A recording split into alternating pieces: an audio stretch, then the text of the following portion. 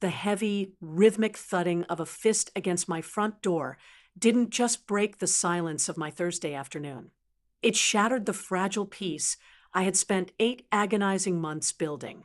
I wasn't expecting anyone. My grocery delivery wasn't due until Saturday, and my probation officer, Officer Miller, always called 10 minutes before a spot check.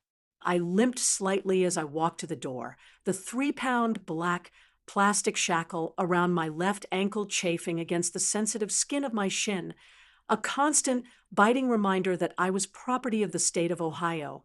I opened the door to find a rain soaked stranger in a cheap windbreaker, his eyes avoiding mine as he shoved a thick, taped envelope into my chest. He muttered, "You've been served," and practically ran back to his idling sedan. I stood there, the humidity of the hallway clinging to my face, and tore open the seal. The first sentence hit me like a physical blow to the gut, creating a shock so profound that my vision actually blurred. Plaintiff, Richard Sterling. Defendant, Elizabeth Sterling. Complaint, stalking, harassment, and violation of civil protection orders. My name is Elizabeth Sterling. And if you'd like to hear more stories like this, subscribe to my channel and let me know where you're listening from. I didn't scream. I didn't cry. Instead, a dry, ragged sound clawed its way out of my throat, a laugh. It was the sound of a mind snapping under the weight of absolute, undeniable absurdity. My ex-husband, the man who had abandoned me 2 years ago when our joint accounting firm went under, leaving me to take the federal fall for his financial mismanagement, was suing me for $450,000. He was claiming that I, a 58-year-old woman currently serving the remainder of a 2-year sentence under strict house arrest, had been stalking him across 3 different states over the last 6 months. I stumbled back into my apartment, kicking the door shut with my heel, and collapsed onto the foyer floor, spreading the documents out on the cold tile. The allegations were terrified works of fiction, yet detailed with forensic precision. According to this lawsuit, on March 14th, I was in Chicago, standing outside Richard's hotel room, pounding on the door and screaming obscenities. On April 2nd, I was in a parking garage in Manhattan, slashing the tires of his new fiancée's Lexus. On May 10th, I was allegedly seen at a cafe in Denver, photographing them from a corner booth. There were affidavits. There were witness statements. There was a list of 14 separate incidents. I looked down at my left leg. The Sentinel 4000 GPS monitoring unit blinked its steady green light at me. Pulse, pulse, pulse. For 245 days, this device had tracked my location every 60 seconds via satellite. It communicated with a base station in my kitchen and a central server in Columbus. If I moved more than 150 feet from the base station, an alarm would scream, and a SWAT team would likely be dispatched. I hadn't left this apartment complex since my release from the federal penitentiary, except for 3 court-approved visits to my cardiologist, all of which required 72-hour advance notice and a chaperone. I couldn't have stalked Richard in Chicago. I couldn't have stalked him across the street. If I walked to the mailbox 5 minutes early, Officer Miller would call me demanding an explanation. The cognitive dissonance was nauseating. I was holding legal proof that I was a criminal mastermind capable of teleportation, while simultaneously wearing the heavy plastic proof that I was a prisoner in my own living room. But the fear began to curdle in my stomach when I turned the page and saw the evidence list. Exhibit A. Surveillance photographs. My hands shook so hard the paper rattled like dry leaves. I stared at a grainy black and white image taken from a security camera in a Chicago hotel lobby. The timestamp was March 14th, 11:42 p.m. The woman in the photo was wearing a trench coat I used to own. She had my shoulder-length silver blonde hair. She had my posture, that slight stoop in the shoulders from years of hunching over ledgers. She was wearing sunglasses indoors, but the jawline, the chin, It was me, or it was a ghost of me. I dropped the photo as if it were burning coal. No, I whispered to the empty room. No, that's impossible. I scrambled for my phone, my fingers fumbling over the screen as I dialed the only number that mattered. Sarah Jenkins, my attorney, the woman who had fought to get me house arrest instead of 5 years in minimum security. Elizabeth. Sarah's voice was clipped, professional, but softened when she heard my breathing. Liz, what's wrong? Are you okay? Did the monitor go off? He's suing me, I gasped, the words tumbling out in a panicked rush. Richard, he's suing me for stalking. He says I was in Chicago and New York. Sarah, he has photos. He has photos of me. Slow down, Sarah commanded. Who has photos? Richard, he served me with a lawsuit. He says I've been following him and Isabel. Sarah, I haven't left the condo. You have the logs. Tell me you have the logs. Liz, breathe. Of course, we have the logs. You're under federal monitoring. It's the most airtight alibi in the world. If he's claiming you were in Chicago, he's insane. Send me pictures of the documents. Right now. I spent the next hour photographing every page of the nightmare and emailing them to her. Then I sat on my beige sofa, staring at the ankle monitor. It looked sinister now, not protective. It was supposed to be my cage, but now it was the only thing standing between me and a return to prison. If a judge believed I had tampered with it, if they believed I had found a way to slip it off and fly to Chicago, my phone buzzed. It was Sarah. Her tone had changed. It was lower, darker. I've read it, Liz. This is aggressive. They aren't just suing for damages. They've filed a motion to revoke your probation based on imminent danger to the victims. They want you back in custody pending a hearing. But the GPS. I screamed, startling my cat. Barnaby, the GPS proves I was here. I know, Sarah said, but she hesitated. That hesitation froze my blood. Liz, have you looked at Exhibit C? The text messages. I glanced at them. Read them. Closely. I picked up the papers again. Pages of printed screenshots from a smartphone. Text messages sent to Richard's personal number and to Isabel's work phone. I saw what you bought her. You think you can replace me? Enjoy the trip to Denver. The mountains are dangerous this time of year. I'm closer than you think. Richard, always watching. The messages were vicious. They were pathetic. But what terrified me was the syntax, the phrasing. The mountains are dangerous this time of year. It was something I used to say to him when we went skiing in Aspen years ago, a joke about the winding roads. It sounds like me, I whispered, tears finally spilling over. Sarah, whoever wrote these, they know how I speak. We're going to fight this, Sarah promised, but I could hear the worry she was trying to hide. I'm going to request the raw data from the monitoring company, Sentinel Services. I'm going to get the cell tower records for these text messages. But Liz, you need to prepare yourself. Richard has hired Marcus Thorne. My stomach dropped. Marcus Thorne was a pit bull. He was the lawyer you hired when you wanted to destroy someone, not just win a case. Why? I asked, my voice trembling. Why is he doing this? He won. He got the money, he got the younger woman, he got his freedom. I took the fall. I lost my license, my reputation, my home.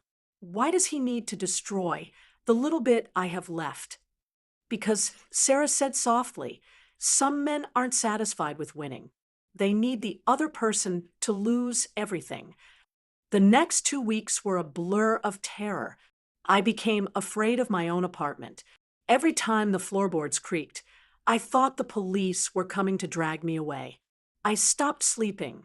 I spent my nights staring at the blinking green light on my ankle, praying it wouldn't turn red. Officer Miller came for a surprise inspection 3 days later. He was a large man with a buzz cut and eyes that had seen too many lies to trust anyone. He stood in my living room, scanning the perimeter with a handheld device. "We got a notification about the lawsuit," he said gruffly, not looking at me.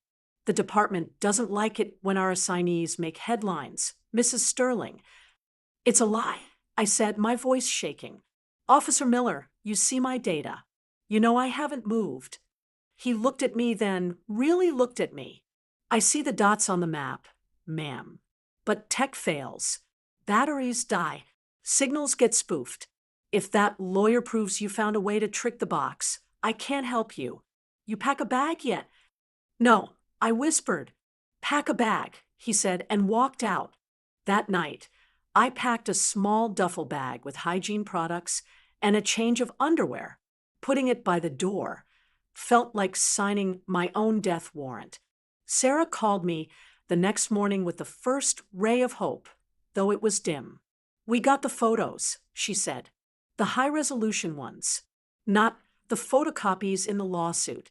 I've sent them to a forensic expert, a guy named Dr. Aris. He used to work for the FBI. And he says the woman in the Chicago photo isn't you. I told you." "Wait." "He says it's not you, but it's a professional job. The lighting, the angle, the grain. It's all designed to obscure the specific facial features that would rule you out while highlighting the general features that match. The hair, the coat, the height. He thinks it's staged, Liz. Someone hired a look-alike. Who would go to that much trouble?" I asked, "Isabel. Maybe. Or Richard. Or both. But here's the kicker. The text messages, we traced the numbers. They're burners bought with cash at convenience stores in Ohio, Pennsylvania, and New York. But the timing, Liz, 3 of those texts were sent at the exact same time you were on a video call with your cardiologist. We have a verified visual of you in your kitchen while you were allegedly texting threats from a tower in Pittsburgh. That's it then." I cried, relief flooding my chest. "That proves it." "It helps," Sarah cautioned. "But Thorne is arguing that you have an accomplice. He's claiming you hired someone to do the stalking for you while you sat at home, creating the ultimate alibi. He's shifting the narrative from 'she was there' to 'she's the mastermind.'" My heart sank again. Of course. Richard was always one step ahead. If he couldn't prove I was physically there, he would prove I was the puppet master. The hearing was scheduled for the following Monday via Zoom. I wasn't allowed to travel to the courthouse. I would be fighting for my life from my dining room table. The weekend before the hearing, I received a package. It was delivered by a courier who didn't knock, just left it on the mat. Inside was a single flash drive. No note, no return address. I debated calling Sarah immediately, but curiosity and a desperate, gnawing need for answers won out. I plugged it into my laptop, my hand hovering over the mouse. There was one folder, labeled Truth. Inside were dozens of photographs, but they weren't of me. They were of Richard and Isabel. There was Richard in a casino in Vegas, looking disheveled, arguing with a pit boss. Richard in a hotel room with a woman who definitely wasn't Isabel. Isabel meeting with a man in a parking lot, a man who looked rough, dangerous. And then a video file. I clicked play. The video was shaky, taken from a cell phone hidden in a purse or a pocket. It showed Isabel sitting at a cafe table. Across from her was a woman with silver blonde hair, a woman wearing my old trench coat. The audio was muffled, but audible. "Isabel, you need to be seen at the hotel tonight. Make sure the camera catches the profile. Don't look directly at it. The look-alike and the pay? I want the rest of the cash. Isabel, you get it when Richard signs the new will. Just do the job. Make him terrified. Make him think she's coming to kill us." I sat back, the blood draining from my face. It wasn't Richard. It was Isabel. She was framing me to terrorize Richard, She was gaslighting her own husband into believing his ex-wife was a psychostalker so that he would, what? Sign a new will, isolate himself, depend entirely on her. I called Sarah.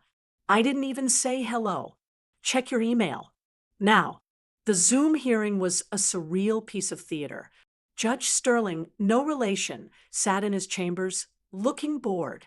Marcus Thorne sat in a mahogany-paneled office, looking smug.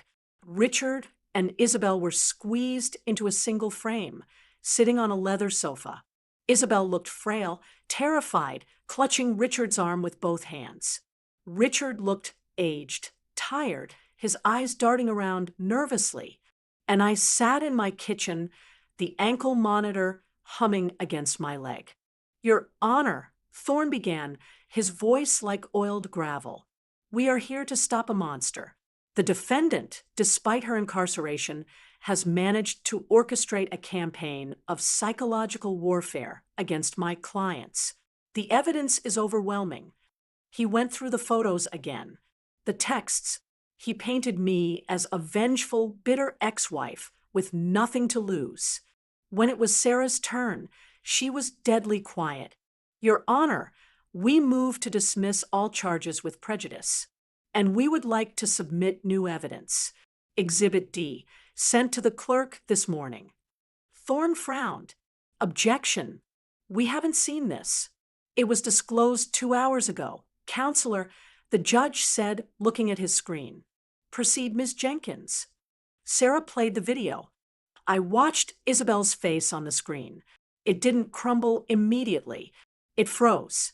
She went perfectly still, like a prey animal sensing a predator. Richard, however, leaned forward. He squinted at the screen. The voice of Isabel filled the virtual courtroom. Make him terrified. Make him think she's coming to kill us. Richard slowly turned his head to look at the woman clinging to his arm. The look on his face wasn't anger. It was confusion, slowly morphing into horror. Isabel. Richard whispered. His microphone picked it up. Clearly. It's a deep fake.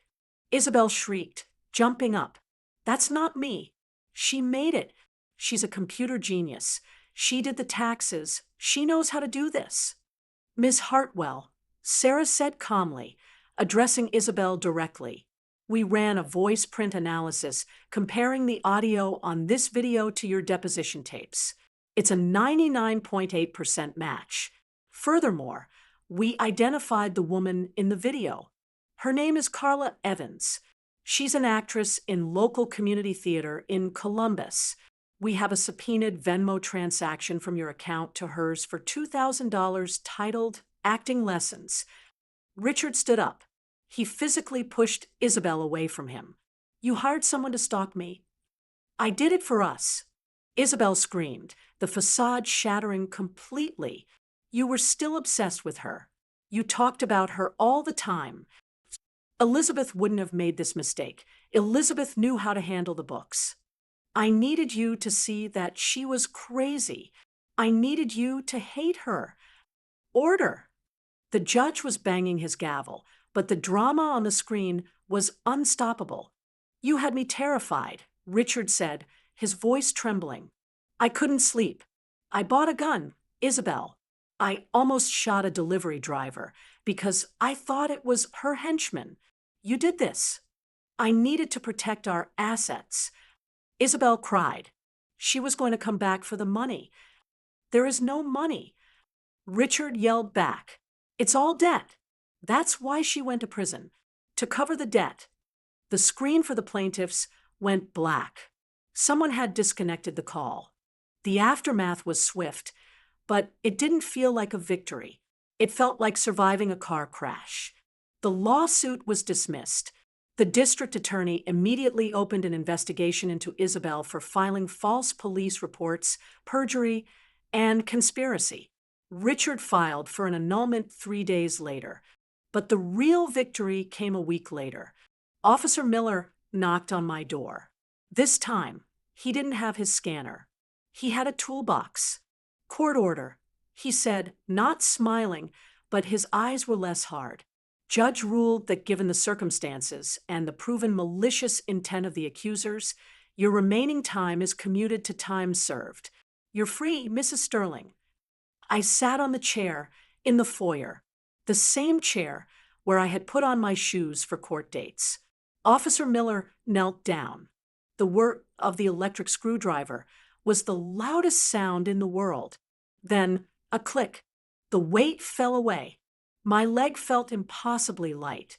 I rubbed the skin, pale and indented, where the plastic had rested for nearly a year. I looked at the black device in Miller's hand. It looked like dead technology now. Just plastic and circuits. Don't see you back here, Liz, Officer Miller said. It was the first time he'd used my first name. You won't, I said. I waited until he left. Then I stood up. I walked to the door. I opened it. I walked out into the hallway. I didn't stop at the mailbox. I walked out the front door of the building. The air outside smelled of ozone and wet asphalt. It was raining again, just like the day the process server came. But this rain felt different. It felt clean. I walked to the corner store 4 blocks away. I bought a coffee. I paid with cash. I stood on the sidewalk and drank it, watching the cars go by. My phone buzzed. A text from Richard. I'm sorry. I didn't know. Can we talk? I looked at the message. I thought about the 30 years of marriage. I thought about the business I built, and he destroyed. I thought about the prison cell, where I slept for 4 months. I thought about the ankle monitor. I thought about Isabel screaming. You were still obsessed with her. I realized then that my house arrest hadn't just been about the government. It had been about him. I had been serving time for his mistakes, carrying the weight of his life on my ankle. I didn't reply. I deleted the message. Then I blocked the number. I finished my coffee, tossed the cup in a trash can, and turned to walk, not back to the apartment, but to the bus stop. I didn't know where the bus was going. And for the first time in 2 years, I didn't need permission to find out. My name is Elizabeth Sterling. I was a prisoner of the state, a victim of a narcissist, and the target of a jealous woman. But today, I am just a woman standing in the rain, and for the first time in a long time, the only thing tracking my movements is the beating of my own heart. Thank you for listening to my story. If you've ever had to fight for your truth against impossible odds, tell me in the comments. Don't forget to like, subscribe, and hit that notification bell so you don't miss the next chapter. Stay free, everyone.